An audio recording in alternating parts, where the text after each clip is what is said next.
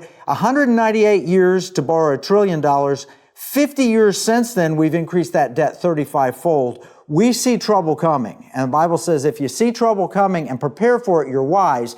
But the fool goes blindly on and suffers the consequences. You list some things here that we could do. I think we may be way past abolishing the Fed, but we think that if you bring a parallel system and go back to gold and silver at the state level, you list some things. You said get out of personal debt, with mortgages as a logical exception, maybe businesses, but don't borrow for consumption.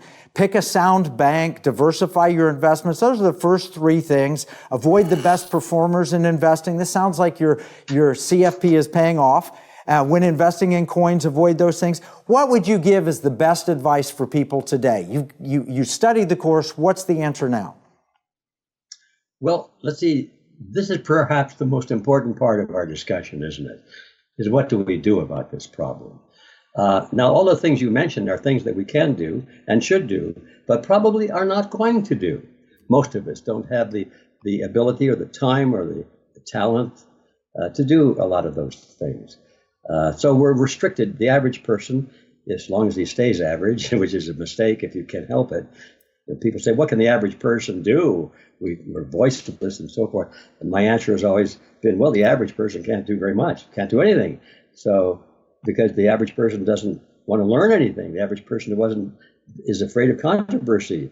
The average person doesn't want to stand up and demand his rights. The average person wants to be loved more than be right, and so forth. So the first step is to stop being average, for God's sake. And people don't want to hear that because they want to feel that they're a victim. We have this victim mentality that's being taught to us. And we can't do anything, and we just need somebody else to tell us what to do. Well, that's the first mistake, is to stop. First mistake to overcome is to stop being average. Now, we can do all those things, probably not going to do most of them, but there are some things we need to stockpile and be prepared for a collapse of the society. Hope it never happens, but better to be safe than sorry.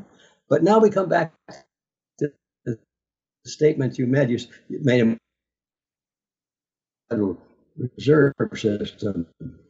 But my friend, if we don't abolish the Federal Reserve System, it will abolish America. We will never have long-term solution until we get rid of the evil thing that's eating away at our gut right now. As long as that's there, there's no long-term solution. It'll just continue to get worse and worse. So the second thing we need to do, in addition to protecting ourselves and our immediate environment and our ability to survive, we better start thinking seriously about joining together and changing the system and abolishing everything that resembles the Federal Reserve, which is private control of money, determining what money is, forcing you to accept it, whether you like it or not. Once we have freedom of money, and we can use whatever we want, Disneyland books or something, if we have the freedom to choose, we will choose gold or silver eventually, because that's the way it always works. All right. Well, I've loved our interview. Pirate money is all about that individual choice, that you don't have to stay in the Federal Reserve System. You can have state-based gold and silver. You could transfer it electronically, or you could write checks, or you could hold it physically. But the point is, it's real money. So I am so grateful to you and the pioneering work you've done with The Creature from Jekyll Island.